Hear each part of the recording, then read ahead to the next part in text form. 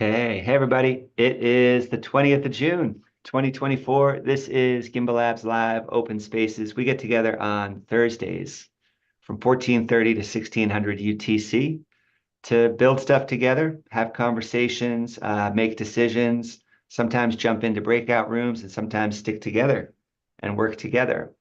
What we do at the start of each session is we spend a few minutes before going live on air, just checking in with each other. And then we go live and we spend 2 minutes just writing down our ideas of what we might want to cover today. And so that's the step we're going to do here. I have a timer set for 2 minutes. Newman, thanks for these sticky notes. Everybody has access to the Miro board. And you guys know the drill. We'll all take a minute to collect our thoughts and add topics we might want to cover to these stickies. Feel free to move them around the board. And at the end of this timer, we'll talk about what we added. Any questions? All right, all right. Let's do it then. 2 minutes starting now.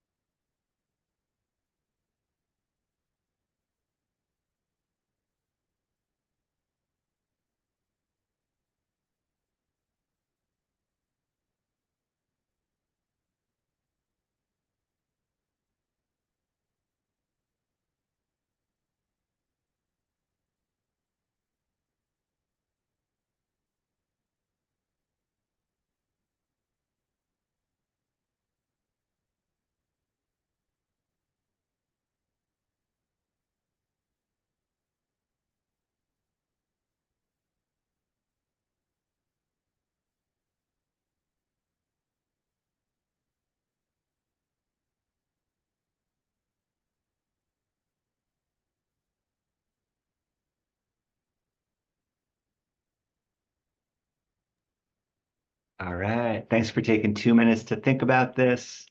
And if you want to move anything around, you can. But like usual, let's move from left to right. I dropped this one in because a couple months ago, we approved a proposal from Ken and circled today on the calendar to have a little review of that. So pretty excited to jump into that.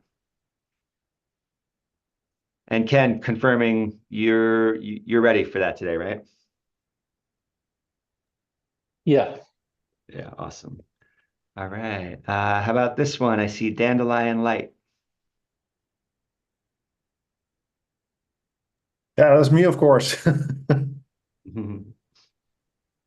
good. You know what it's about? Yeah, we've been making good progress, and I think we have something which is very cool. And yeah, maybe it's useful for people and a broader audience than Game Changer. Awesome. Awesome. Awesome. Cool. Now there's names on these. That's pretty neat. Um, Nelson looks like incentivizing meeting facilitation. What do you think? Yeah, just wanted to get a sense check from everyone.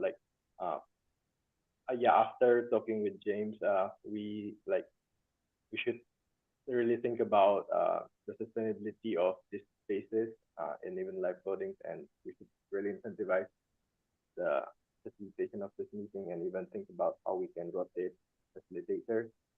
And when you think broadly, if we're doing live codings, then we can even invite other people to facilitate. For example, if we're doing math live coding, we can invite Ms. Kim to go on a certain section and facilitate the meeting. So things like that. A proposal will be written very soon. It's not started.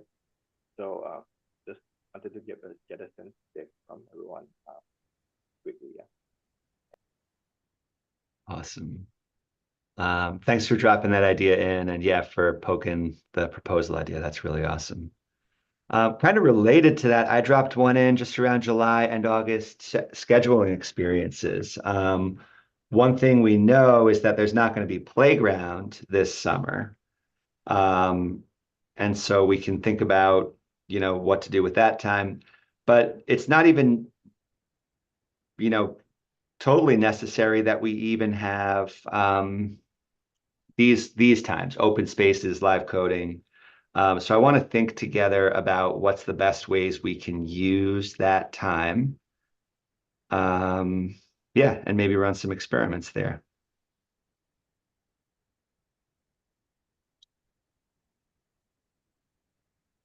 And I guess, yeah, this is something we can come back to next week. I want to really prioritize Ken's demo today. But then moving over to here, Yeah. Newman, recentering.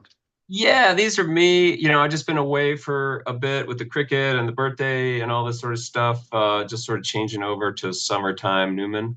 I'd like to recenter on the PBBL, see where, like, if there are new students in there, and like check out all the changes. I know that we're really sort of in the rush of developing, and then just to sort of fulfill that, maybe even look at the driver for the community and onboarding, and like, okay, can that give us some insight into how to engage with this part of this part of the cycle? How can we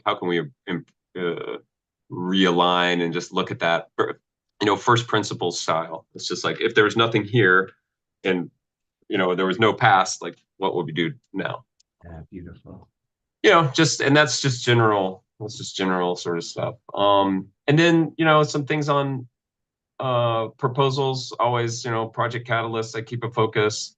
And then thinking about like the new developments with Andamio and what Nelson maybe was saying about the developments in Andamio. And these can be, these are just, I'm not suggesting a breakout room or anything like that. It's just on the top of my mind. Awesome. Thanks. Yeah, these are great things to have on the table. And I think there's all sorts of exciting places to go next. But wanted to propose for today, how would it feel? Because this was the first proposal that really went all the way through the process, from Ken having an idea to, over the course of a few sessions, refining it to having the proposal approved. It feels like an exciting milestone to stick here in the main room, but would anybody have any objections to just really focusing on this first today? No objection for me. Let's try it then. And if anybody needs a breakout room, just speak up. But in the meantime, I'll stop sharing and Ken, hand it over to you.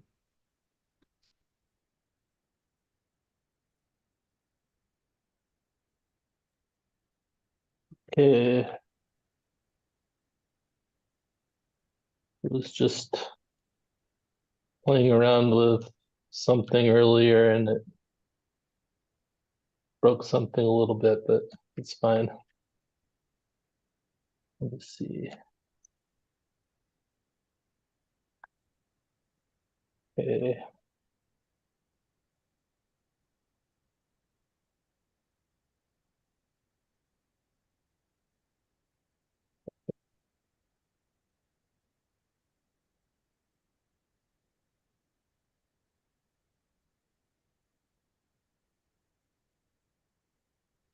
Okay.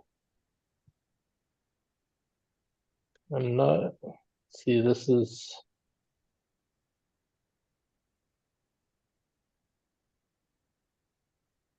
everybody see what I've got here? Yeah, it looks good. Okay, so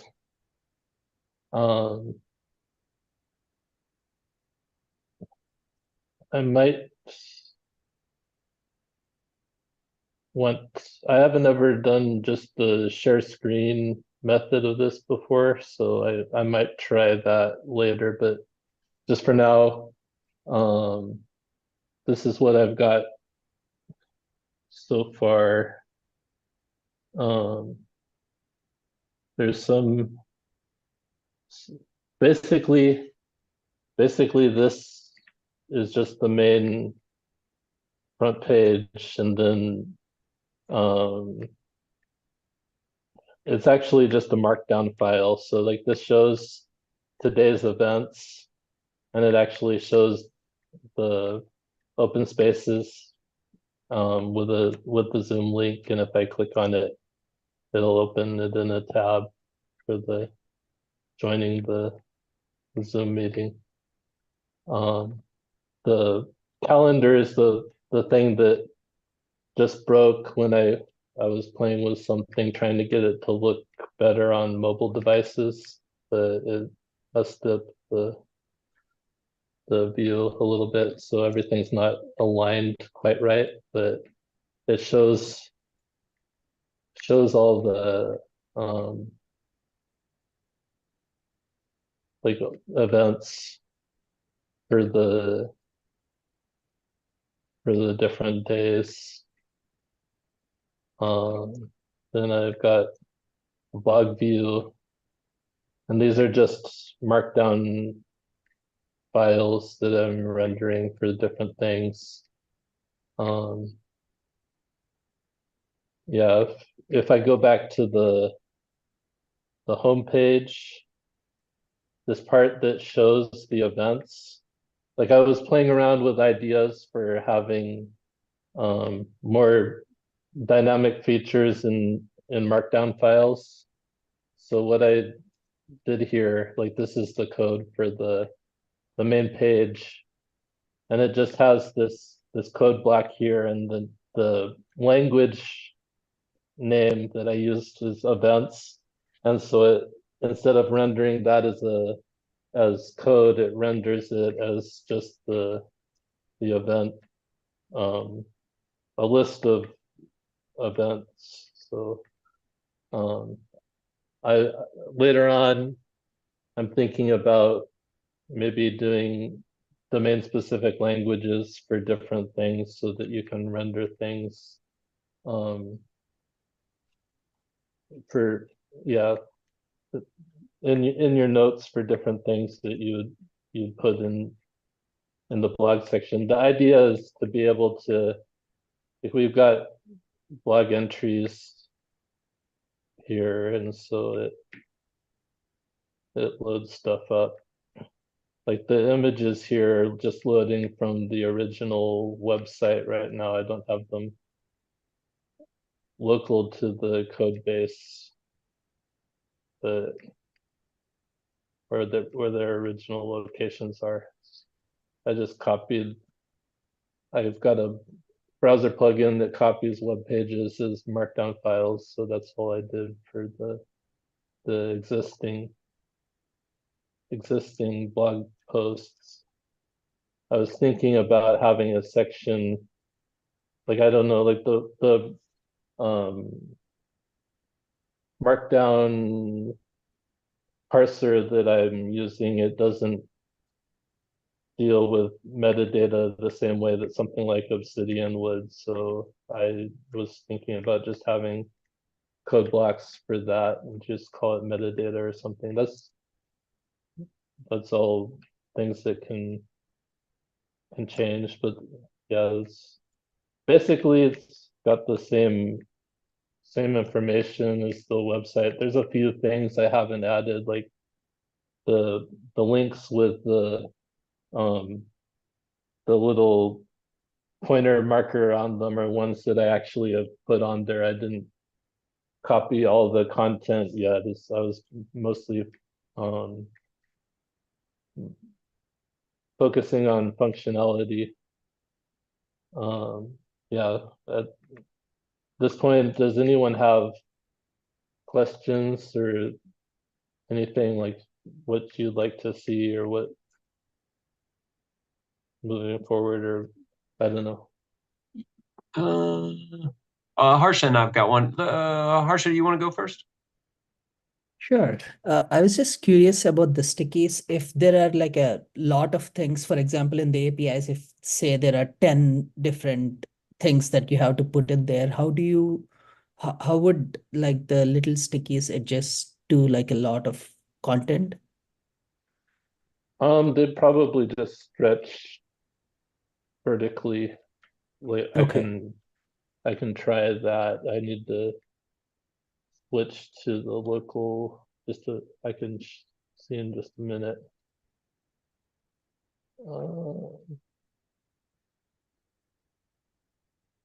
You know, and the other way to handle that might be to just do just do the first three, and if there are more, put some type of like click here, and then it goes to the APIs page with all the listed, there's like a folder index, so like that's Yeah. the folder, and then you have, it just shows the first three of the file list, etc. It might be another way. Yeah, like the UI library that I'm using for all this, I'm sort of working on my own it's sort of I added a few things. I'm it's just a wrapper around the one that I normally use for this stuff, and I'm adding some functionality to it. I was thinking about switching to SVG based stuff for some of the things, and that would make it easier to do I don't know, more graphical stuff with like the notes, the sticky notes and stuff, similar to how you do things on a Miro board or something, but that's not necessarily something that's important to the functionality of the page, but just to make things a little bit slicker and more fancy. So All right, speaking of more fancy, I've got a couple of questions that I wrote down in the chat, but I'm looking at the calendar page, and you've got a clock down there. Flip clock to northern hemisphere, flip clock to southern I hemisphere. was playing Take us around with through that. that. That looks so cool. Yeah, it's they're just rotating PNG files. I made it in SVG, so I might switch it to SVG, like doing the rotating and rendering and stuff. Like I was thinking about maybe how you might be able to show when events are happening on the clock. That it's the thick hand is UTC time, and then the dotted line is for the local time wherever you are in the world. So I'm 2 hours ahead of UTC where I'm at, and the clock goes counterclockwise when you're in the northern hemisphere, because the way that clocks work, it's like you're looking up at the sky in the northern hemisphere, and looking down at the earth in the southern hemisphere is the same as looking up at the sky in the northern hemisphere. So your clock goes clockwise if you look at the south. You are blowing my mind. Stop. Just stop. Just don't. Like, okay, all right, that's enough. Yeah. Anyway, that's something I threw together just playing around. I thought I'd Just blew my put it mind. on there. I just threw that together Yeah. just to tweak your melon and change my perception of time. Okay, thank you. I'm going to go back to my first question. Are events imported from the Google Calendar? So one of the major things about the website for me is, like, it's one of the things that I share with people. It's like, oh, if you want to come to Gimbalabs, here's our calendar. And I love that this calendar gets updated, and I fairly trust it. Is this an import from the Google Calendar, or is it something that we're doing by hand, or et cetera, et cetera? No, like currently I've got a format for events. So basically you've got a start date, an end date, and like for weekly events, and then you can have exceptions, a list of dates that you don't meet. That's basically the structure. let me see if I can. Yeah, take us through how that goes, because that's Yeah, like it's something that I'm like my goal is to make it so that things are composable between implementations of the site. So if you subscribe to, like, say you've got a copy of the site that's on your personal GitHub, it's listed as a personal GitHub page or whatever, like um maybe you could have a format for the file that has the information for events in it. I didn't spend any time trying to parse the document that has the events listed inside it, but let me see here. So basically just in the main Elm file here. See, when I initialize the model for the website, like I just have this array of events that I'm passing to it. I don't have a way to update it directly yet. That's something that I can do. Like there's a few things that I'm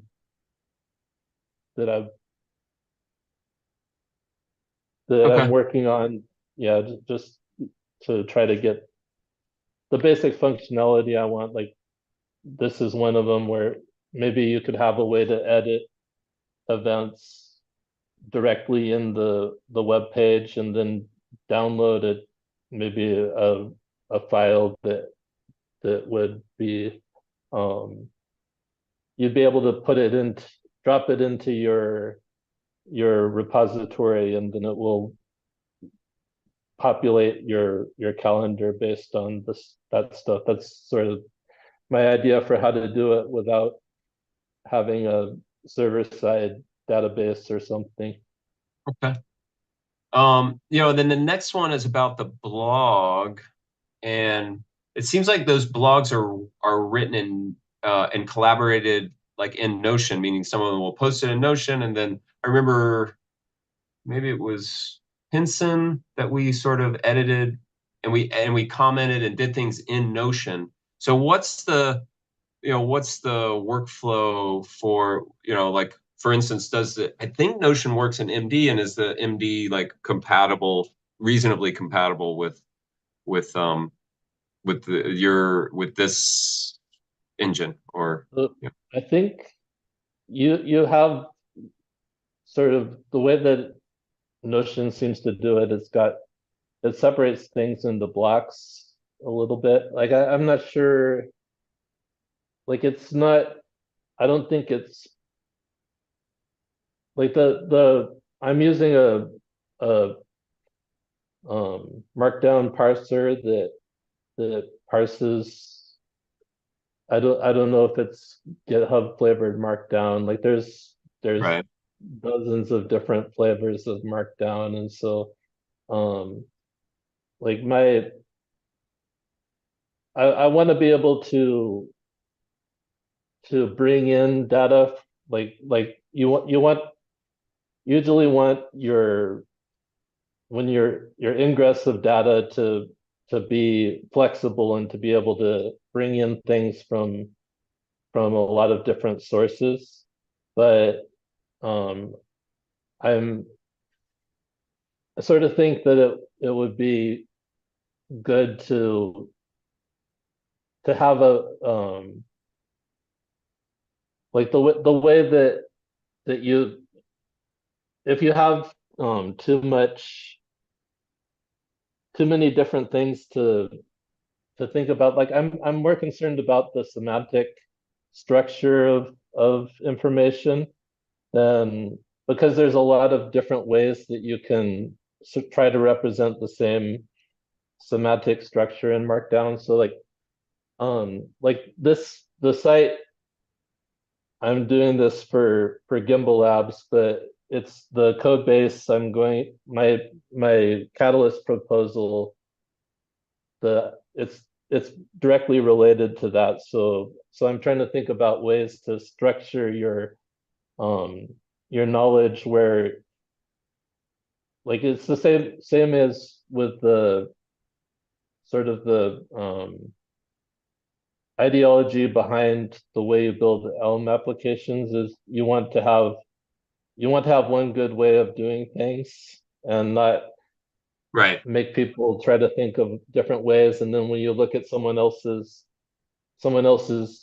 work, it's hard to parse because they had a different workflow and a different way of structuring things.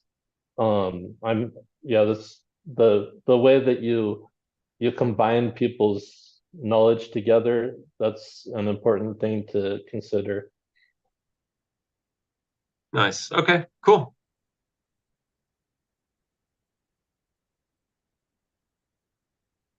Yeah, those are my questions.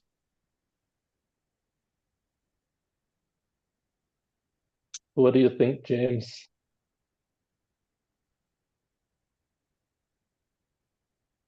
I'm excited about where this is at. So yeah, I had 3 questions just to follow up generally with that I just dropped in the chat. And if you can go through these, what are your next steps? What support do you need from the folks here? And can we start moving towards a date that we'd expect this to go live?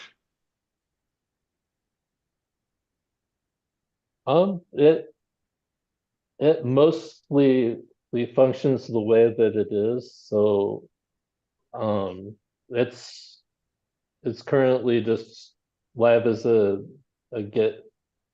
GitHub page on my GitHub. So like whenever, like it's there's the little thing with the, let's see, the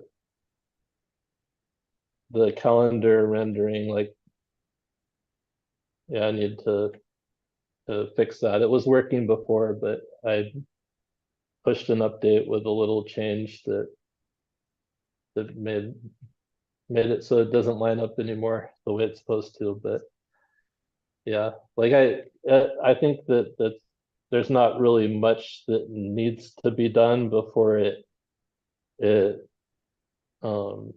is adequate to replace what exists on the site. There's a lot of things that I want to do with it. And as far as support, I'm willing to spend some time on it either way. Like if I can manage to get support so I can focus on it for the majority of my time, that would be nice. I'm hoping to get my Catalyst proposal funded, and if that's the case, I won't need any support beyond that, and I may be able to. I may have funds available for anyone who wants to collaborate on the same ideas in the same direction. So yeah, that's a, like I think that there's a lot of different things that there are a few basic things I want to focus on. Let me just a second here. Let me look at, I have a list of some things that I was thinking about. Just a minute.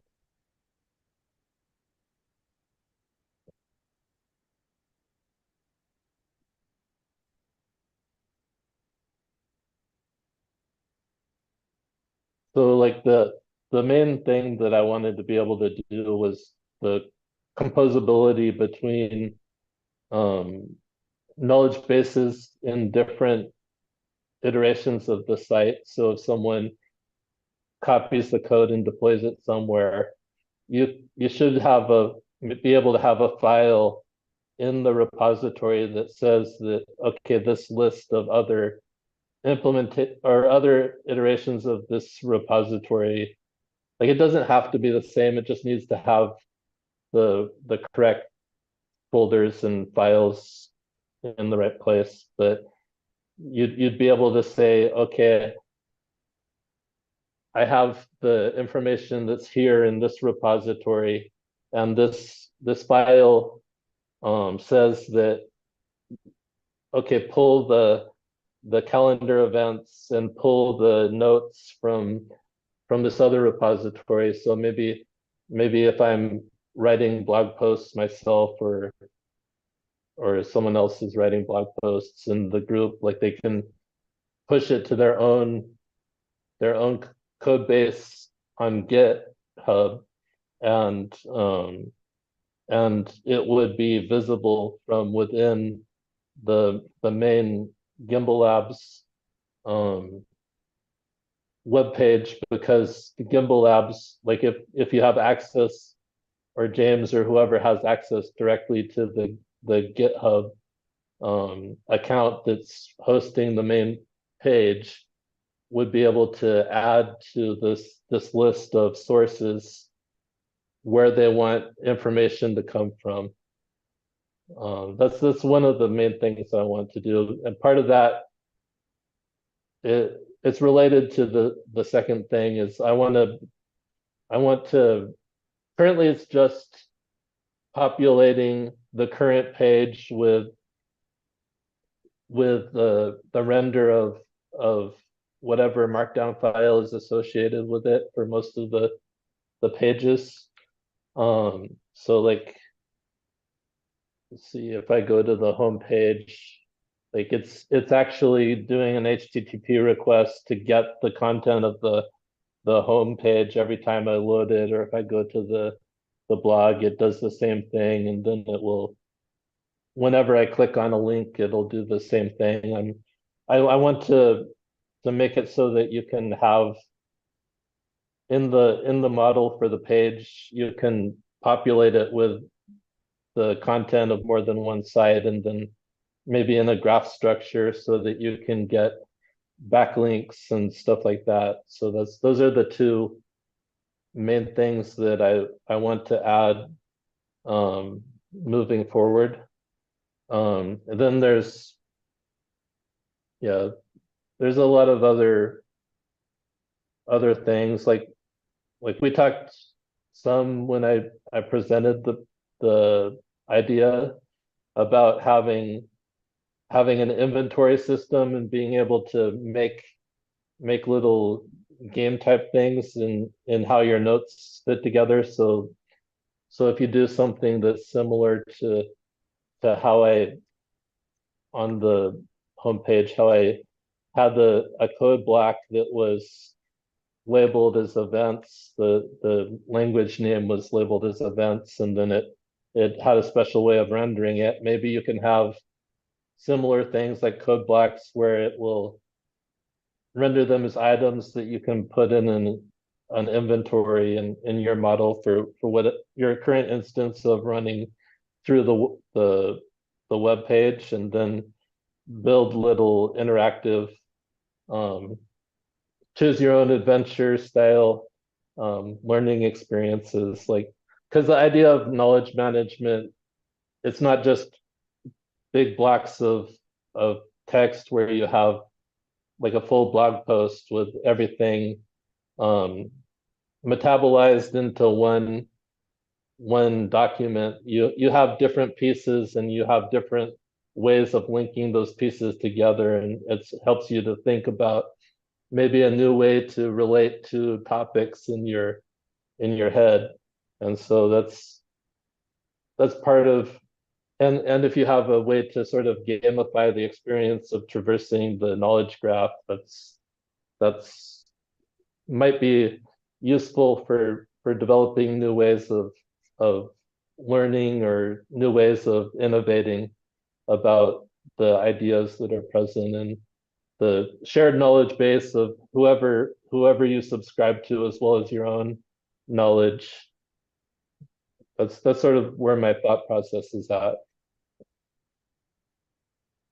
Cool. Yeah, these are all great thoughts that really have value if other people are able to pick them up and contribute along the processes that you're describing. So what's our roadmap for teaching other people or eliciting opportunities for people to participate in these systems coming to life? Well, it's just a folder with markdown files in it currently. Like I need to have like the way that it has some files being rendered as separate pages. I was just trying to figure out a way to make it simpler. So like if everything's structured as a markdown page, it's a lot simpler than if you have different types of pages. So there's a little bit of work to be done on the user experience there, but if you know Markdown, it shouldn't be a problem to be able to add content to the site. And I'm talking about some additional features like the events section here, or items and gamification stuff, but that's, I don't know, like that's something that's open for people to discuss where it should go. Like anyone, they can clone or fork the code base and then add their own notes in the right locations, and it will render those when you go to the blog section and stuff. But yeah, Nelson. So yeah, it will be really cool to see an example of this workflow. So I'm thinking like if we right now we have the repository cloned to our local machine, like okay, then let's say in the main page, homepage, we want to provide a dashboard that says Plutus PBBL 2024 is live. There's a dashboard that says that text, like an announcement, a big space. Like how would that work? Can we see that, or Like if you're talking about events, then I still need to do some work to get the events system in a way where you can populate it without having to recompile the application. Yeah, that's the goal. That's one of those next steps that I want to work on moving forward.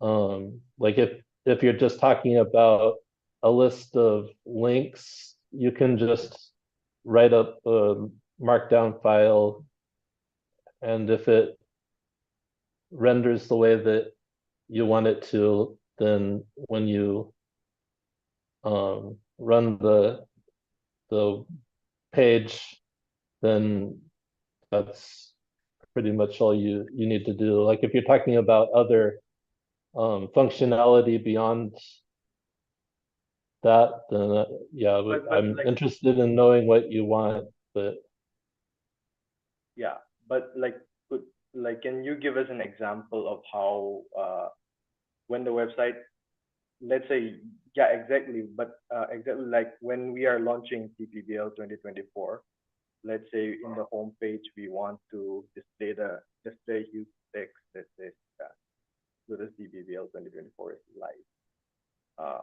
yeah, like if so basically the way it works now, you've got this docs folder in the repository, and then it's in the notes folder. So basically I've got the home MD file is the one that renders to the home page. And so this is basically what's there. If you look at the code, like it's not really that much to it. It's just got some headings and then text and then this one code block that's labeled with events as the language name for the code block without any content to it. So if you wanted to add to it, you could add some markdown content to this file and it will update the home page. And then for the blog section, it just starts with the main markdown file. And I think this is what Nelson's saying, and I would definitely agree with this. Like, we need documented examples of exactly what you're describing. So it's easy for you to show it to us, and you're saying that it's not too complicated. That's great. Documentation is something that I haven't spent enough time on yet, and that's also a goal. Like, cool. Yeah, because like that events, right? The triple tick and events is a great thing to know about. Once people know about it, they can run with it and use it. But if they don't know about it, then it serves no purpose, right? So I would say that part of the acceptance. I didn't add any content to the site, totally. And so like the documentation can just be. I know. So I was just looking at the project, the original project proposal. Do you have a link to that? It looks like it didn't make it into Notion. We have the Gimbalabs website development project here in Notion, but I'm trying to go back and look at what the scope of the original proposal was, and I can't find it. Let me see. Here. Let's see if I can find the link. Yeah, in the title of that event, that project is a link. I just points to that. Okay, but this is not. It's in the Gimbalabs Notion. I dropped the link. The detailed one. Oh, wait. So yeah, we need to decide what the acceptance criteria is by looking at the previous proposal. Because this is, I think a lot of what you're sharing today is what we already saw in the demo. And I know that a lot of work has happened under the hood, but my understanding for doing this proposal was that it was going to make contribution to the Gimbalabs website more accessible. And so I would say at minimum, going live is fine. The markdown rendering wasn't in the demo. Okay, like it wasn't. So that's been built. It was Elm code that I was using to render everything. The events system wasn't in the demo, so like there was no way to. Like that's the calendar and the event system is probably was the hardest part of what I've worked on so far. Like, okay, so those parts, yeah, all I'm saying is those parts that have been built, I think one of the acceptance criteria is other people have to be able to use them, right? Otherwise, all we've done is we've transitioned from Sebastian and me being able to maintain the website to you being able to maintain it, right? And what we're trying to do, as far as the content, you don't need to change the code for the site to update the content. Exactly. So what I'm saying is show us how. Make sure everybody knows how to update the content, and then we're in great shape. Yeah. Question about updating the content. How can you, is it an idea to populate it from one data source? Like you already have the events in Discord. Is it hard to fill the events automatically from there, or otherwise you may be entering data in more places than one? I don't know how Discord does. Does Discord do anything with events? Yeah, this sort of calls into question, where is the event single source? Like how does an event get established and etc. And Martin, I think we're on the same page, yeah. Yeah, as far as I'm not sure about a single source. Like the issue with having multiple sources is if you have conflicting information from different places. So if you have a way of testing two events to see if they're the same thing or if they're different things.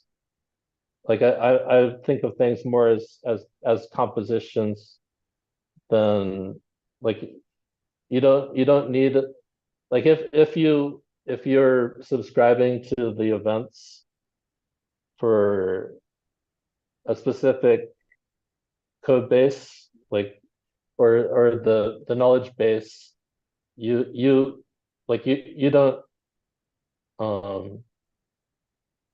you don't really need a single source. You need a source that has what you care about in it, basically. So Right. And so we need documentation that shows us how to add to that source. When can we expect it? yeah, it's still there's still a little bit of work left to be done to get the functionality there, and I'm going to continue to work on that regardless of whether there's continued funding. It's just a matter of how much time I can devote to it. So like so I need to do that, and then the documentation, like part of it is playing around with the ideas and finding out what works well. And then once you know what works well, you can document everything. So it's a little hard to do the documentation before you figure out a plan that works. Like Right. there's research involved in the process of the development. So my advice to you would be to bring other people into that research. Okay, it's Yeah. yes, you're exactly right that if the goal is for one people to figure out all the systemic questions and then to document it, of course that process takes time. But that's not how we've done anything here. Right? The whole purpose of the way we do things at Gimbalabs is to put out something that people can get their hands on, and then they can help you with those things.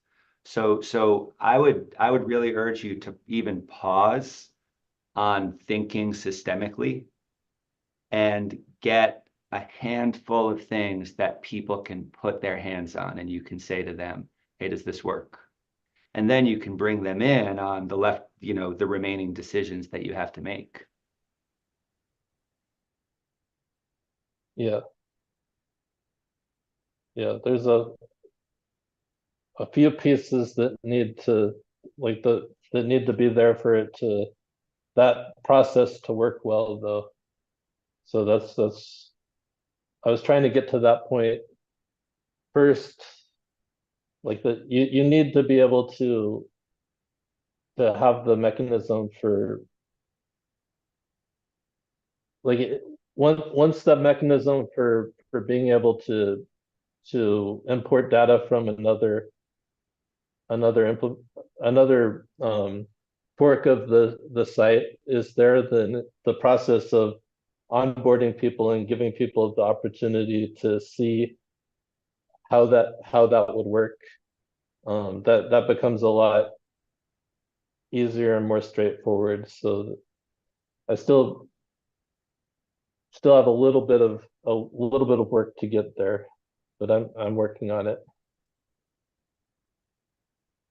Cool. Thanks. Good demo.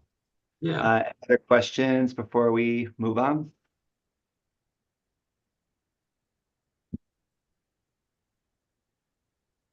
So the milestone of making this the website, gimbalabs.com, do we have a tentative date or something that we can expect?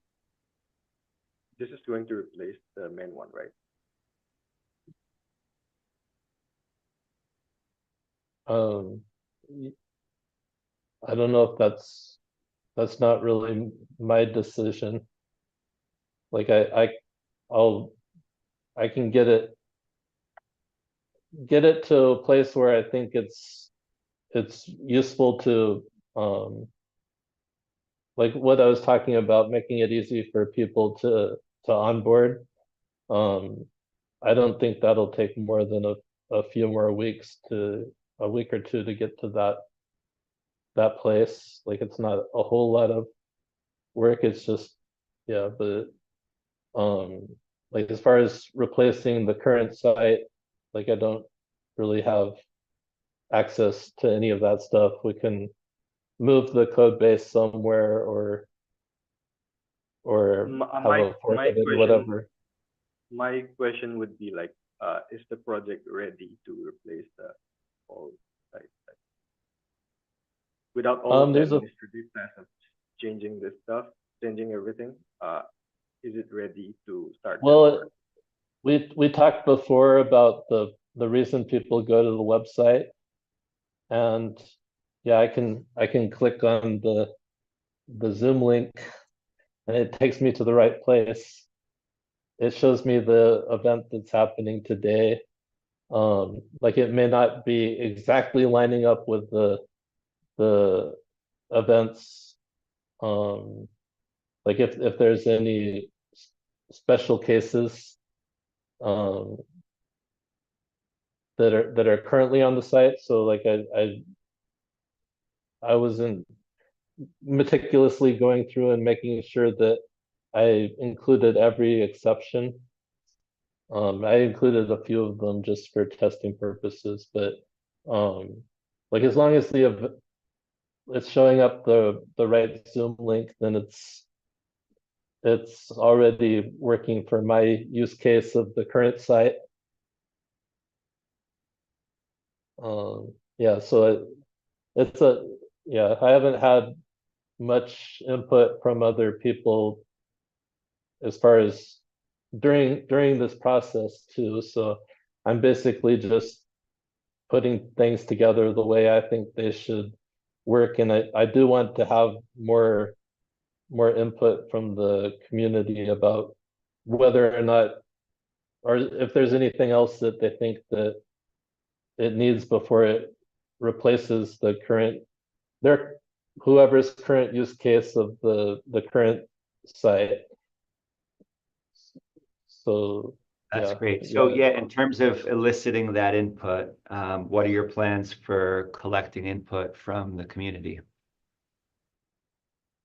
I'm here for the meetings. I don't know if there's any better way to get that input. Like No, you I could can't put show up and just together. no, you can't just show up and expect people to start giving you feedback if you're not asking for it. So by what mechanism are you going to ask people for the feedback you need? Is there a mechanism available for that? Two of the current places that people have these kinds of conversations are in breakout rooms after they suggest an open space, or in Gimbalabs Discord, or we have the Notion board where contributors are already there. So those are three spaces from which you could start to contribute. But I think you do have to take the first step of putting out the call for feedback.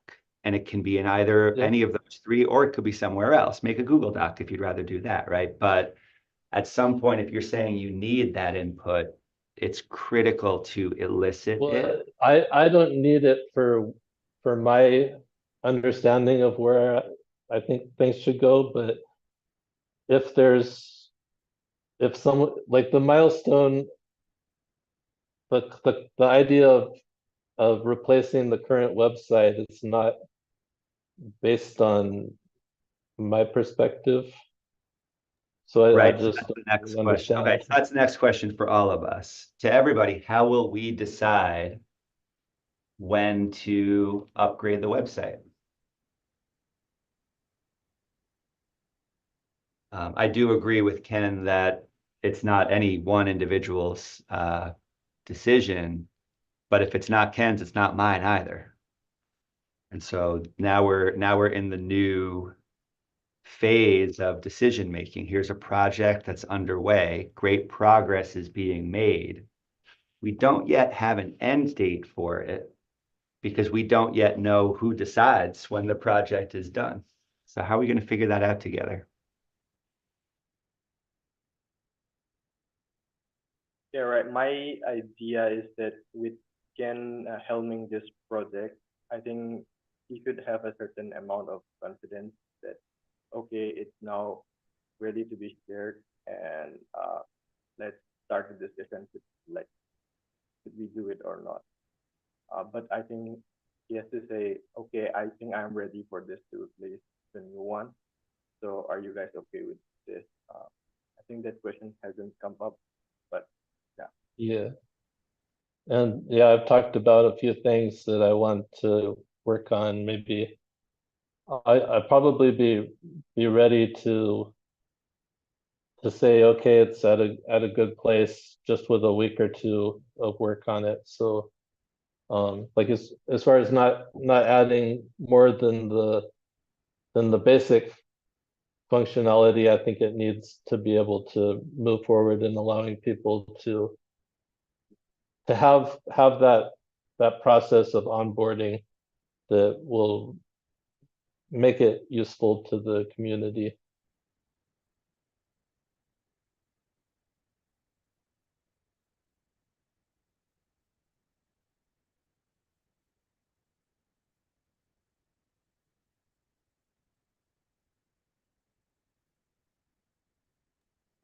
Cool. So it sounds like the best next step is you can let us know when you're ready for the next demo and the next round of feedback. Sorry, the last thing you said? The next demo and the next round of feedback, you can let us know when it's time for those. Okay.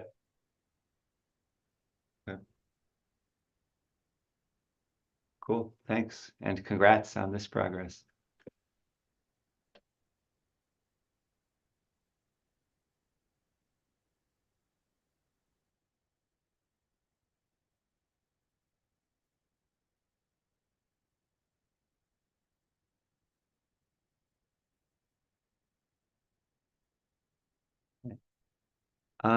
So in terms of just going back to some other concepts here, I think it's really exciting to think about the PPBL work and maybe to start on Dandelion Light, but maybe even more urgent than anything specific is returning to this question right here. How will we spend our time? This was a question that we asked at the start of this calendar year. And look at us, we're almost halfway through, right? Thinking back to January, which this entire year thus far it all started right here with a little bit of work, just thinking about what our driver was going to be. We spent about a month working on that. We ended up with circles that, some of them, there are projects happening and others, it's early conversations. And so we're watching in real time how circles really start to stand up on their own and where initiative comes from. But I also think it's valuable to kind of think in terms of seasons. And just like Playground runs from September, well, it was supposed to be September through May, but there was so much to talk about that we scheduled it for June as well. And we'll have our final one next Tuesday. We can think about using time. And so what I was hoping we could do right now is just spend a quick round, right? Just like we do for check-in rounds and closing rounds, giving everybody a chance to kick in some ideas. I wonder how you're all feeling about how we spend time. And just to share personally to kick off the rounds, I know that I need a break from the kind of daily cadence, right? There's an hour meeting on Mondays for Go live coding, 1 hour on Tuesdays plus 90 more minutes later on Tuesdays for Mesh live coding, and then for Playground. Then Wednesdays, we've got the Plutus PBL live coding for 90 minutes. And on Thursdays, we have the open spaces for 90 minutes. And these are vital meetings. And when I'm at my best, I really look forward to them. But I know right now I need a break from this cadence of having every day, Monday through Thursday, broken up by one or more meetings. And a lot of you I've talked to about the maker time versus manager time schedules, right? And how sure you can say that a 90-minute meeting is just a 90-minute meeting, but often for creators, that's untrue. A 90-minute break from flow has an impact of greater than 90 minutes. And so I know that I need more flow during my summer and would be really interested in some experiments that allow us to increase time spent in flow and maybe decrease the discrete number of meetings that we're having. So that's just one example. If maybe I don't need to call everybody out, but just make sure everybody gets a chance. So what other thoughts do y'all have about how we spend time and what goals you might have for the next few months? And if there's any experiments to suggest. Yeah, Steve, what do you think? Well, I don't know if you said it in a way that in different words than our conversation the other night, but when we spoke a couple of days ago, I really liked the idea of, in whatever, in July and August, some period of time this summer, just to have one longer meeting in a week, and letting that guide our actions the rest of the time, over the summer. I think I would find that more productive, like these we've come as far as we have doing an hour and a half, 2 hour meetings, for years. But, the reality is, like the reason workshops are so great is, you get a fucking whole day to work out on an idea, flesh some thoughts out. And I think the depth of some of the projects that everybody's working on and the things that we want to build over the second half of the year, kind of require a longer meeting, or longer meetings. So I'm really in favor of that.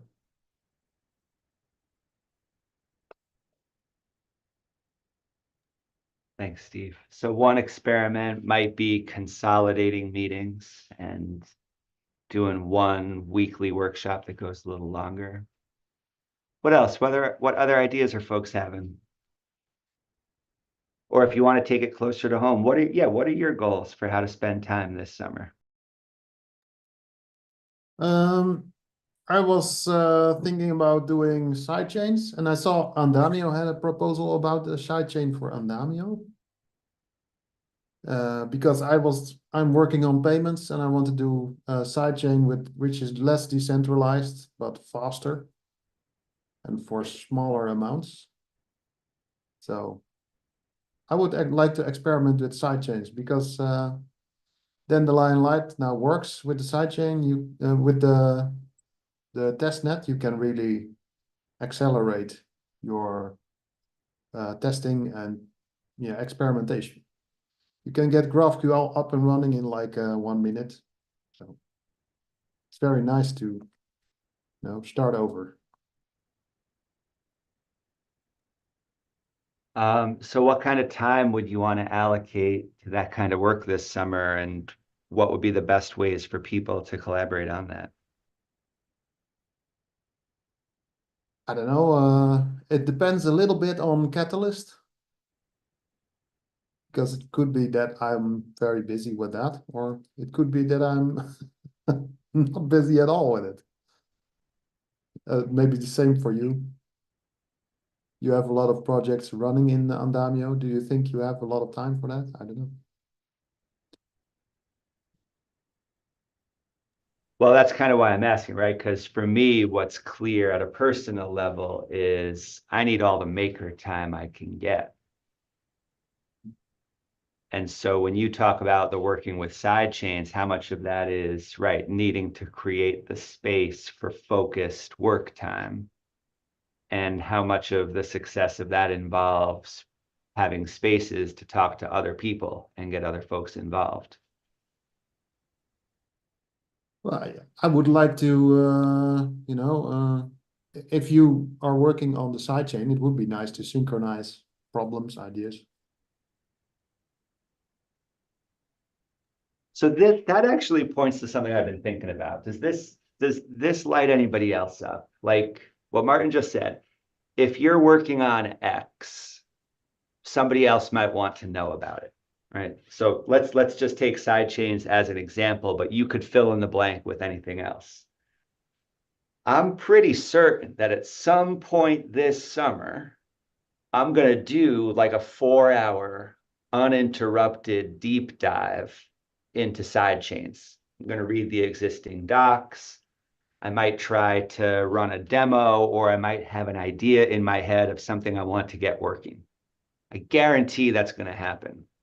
What I have absolutely no idea of is what day is that going to happen and at which time. And I don't want it hanging over me to even plan for that session, right?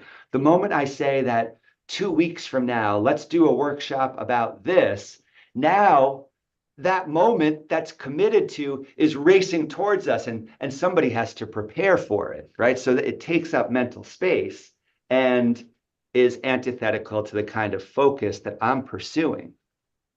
Rather, are there any creative experiments we could say, like with like ringing a bell and say, oh, yo, to anybody who's interested, for the next 4 hours, so and so is going to be working on this topic, and maybe there's a structure for people to participate in that. And there's a couple of simple ways I could imagine, right? Like nothing stopping anybody from pinging everybody in the Discord and jumping into a voice channel. So, right, like that could happen. But does my goal resonate with anybody else? Like, you know, you want deep work, you're not sure exactly what's going to come. Once it starts to happen, you're willing to share that time with other people, but it's expensive to commit to a specific time. I don't know. I don't know if what I'm saying is resonating with anybody else.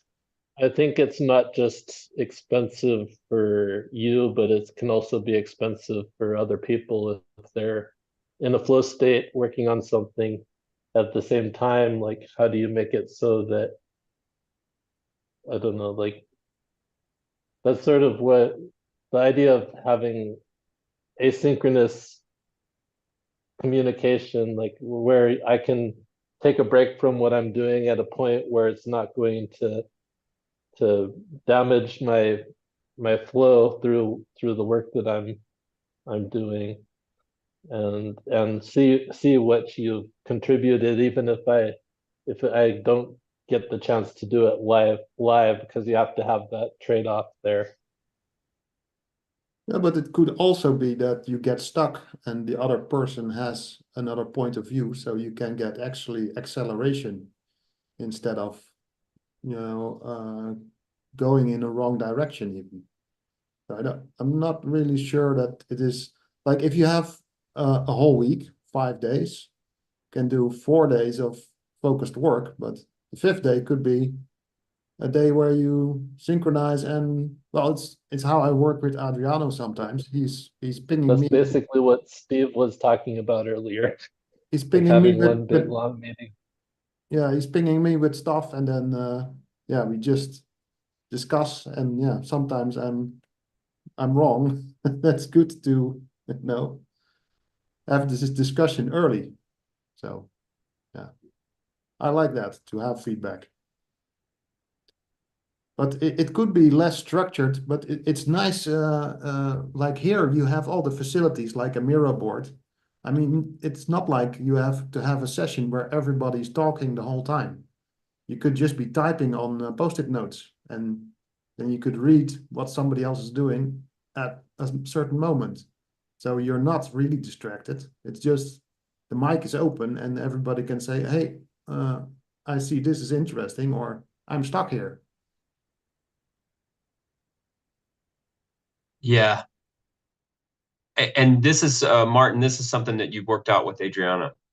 You've done this sort of where you're both working on similar projects, the same project, and you can kind of ping, but you know that you're both working on it at the same time. I'm Well, curious as to like your lived experience of it, you know. we're in different time zones, so Right. and we're working on the back end of Game Changer to improve it with the Dandelion Light stuff work. So I will be in the morning. I'm ahead of Adriano. He wakes up when it's 3 o'clock for me.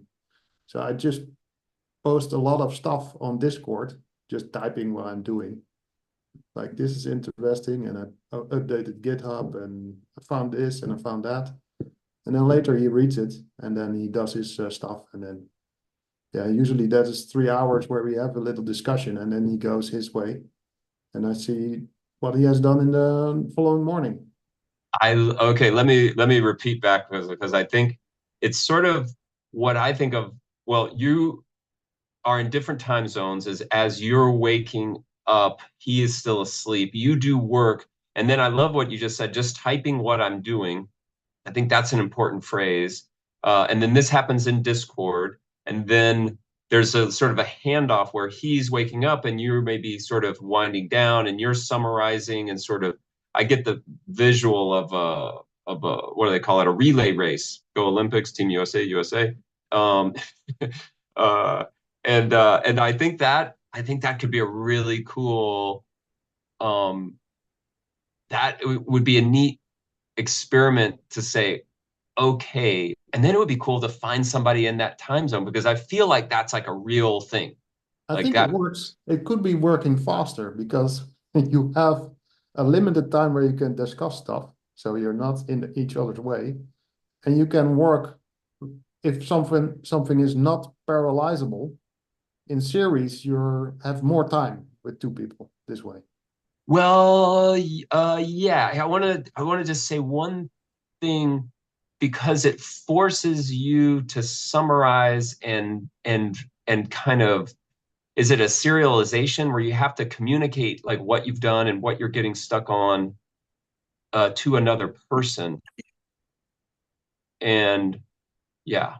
I think that might be some of the magic in it, and that you're not working necessarily at the same time, so that there's no like distraction, and you don't have to communicate it in the moment. You just sort of write it down as it comes, and then you can summarize it. And yeah, because so here's my sort of worry or tension around it, is that getting into deep work when it's not, is that it's interruption. So I like get into deep work and then I say, hey, I need some help, and then it just distracts me and takes me out of the deep work. That's my sort of tension, and I don't know what we do with that, but it's just, I'm like, oh right, how do we have If you can set aside one part of the work that you're having trouble with, and it doesn't block you from other parts of your work. So that's yeah. I will say that is an asynchronous workflow though. Like if you're spending time and then you post stuff and then someone else views it later, that's what I was talking about before. Yes, so some structured thing. I will say this, that teams, like when you're playing baseball with 9 other people, or like even like a board game, like you're in synchronization because of these real very constraints. Like, it's not like in baseball, like someone takes a break in the middle of the game and says, well, I'm not playing center field because I got a thing, or I'm, instead of throwing it home or instead of throwing it to first to get an out, I'm going to throw it to second, and that's also an out. It's like, you don't, like, the rules are the rules. They're very, very set, because if you don't do the rule, then you're not playing baseball. Like a dance. Like if you're doing a tango and then all of a sudden you do a foxtrot or a two-step, it's not, you're like, well, okay, we're not tangoing. Yeah.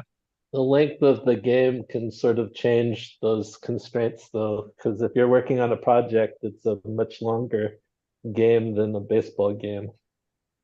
Yeah, and I guess that's what it is. It's like, hey, let's agree to these constraints, and I think that's a big part. So it's like when we work together, and I think gets us back to Steve's point. It's like, hey, let's vary, and I really like that, actually. Like, let's just have that a longer day. So we take all of the time and we just say, oh yeah, during the month of July or the month of August, there's just one Gimbalabs meeting, and it happens on Monday, and it's from like it's a 4-hour thing, and you can come and go, or somehow that it works out, but we know that we're going to have a rolling conversation for the working time. And maybe we have like a lunch break together. That's another thing, like working in at the Mets and at the cricket, like we all work together, but then we have this like magical 30 minutes, which is the only time you get to get off your feet and you eat and you have a cookie, and the conversations there are really productive. So that might be something to add to the experiment, is that we have like a lot of work time, but then there's this short amount of like, oh, you're not at work, and that you are, there's a phase shift. It's just like in baseball, like we're out in the field and then you're hanging out in the dugout. One guy's out at the plate and one guy's in the on deck circle. Those guys are on the hot seat, but the rest of us are just chewing baseball gum, chewing gum, and telling jokes and stuff. This really is at the heart of kind of whatever name we use, distributed organizations or less hierarchy, or this whole category of work we're doing, right? That's the hardest thing to do, is to have people fully opt in to playing the same game. We've seen that over and over again, right? And this is what's the advantage of a traditional corporate hierarchy is everybody's in lockstep, everybody's playing the same game, right? So we have there's some stuff where it's just a decision to use what we've got. And so we have Discord for asynchronous communication. We also have Notion, which was chosen on purpose, and we're using it to organize on Damio, which is a team of 9 people who have chosen to play the same game, okay? And I can tell you with absolute confidence, I'm not a maxi on any technical tool, not even Cardano itself, but this tool works for what we're talking about. So everything Martin just described, right? Deliver Plutus PBL. We have a project open for this. We did the proposal process, which is awesome. And at the bottom, we're able to keep track of specific tasks.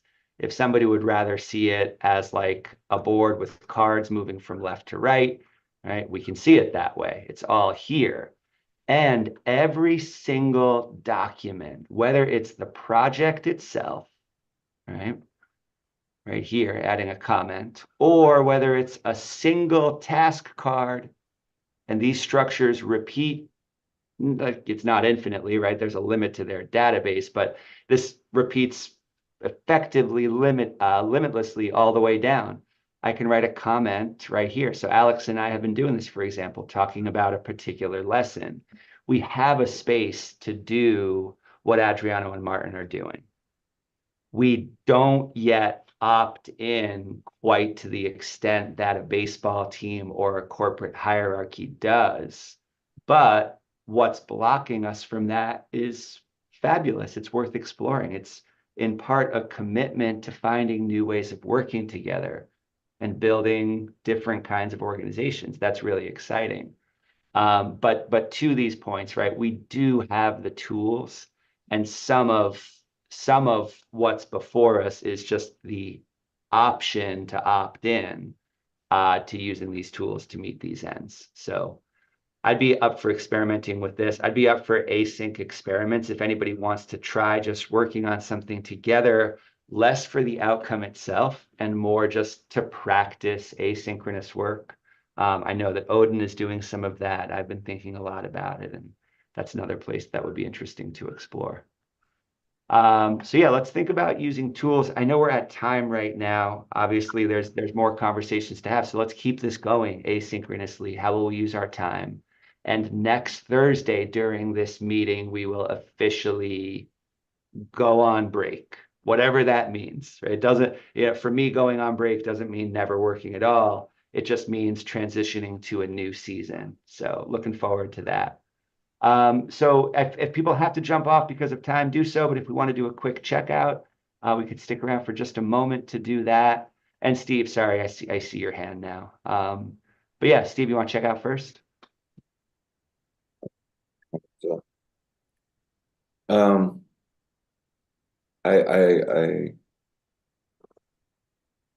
really look forward to hearing from Martin, all right, because to me that it's tied with what you were saying, James, before Martin spoke the last time about, that in the coming weeks you're going to be focusing on side chains.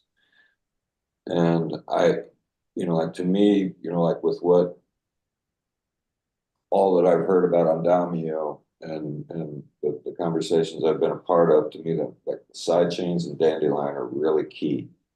And they're linked, even though technically they may not necessarily be so linked. But it seems to me that if we did Dandelion if we worked on Dandelion at the same time we did side chains, it's a much more mature result and process, I think. But I'm just starting to get my knees wet and all of this technical shit, and I haven't dove in, and I don't really know. But I just kind of want to express that point, that I think over the next couple of months, if we could collectively or individually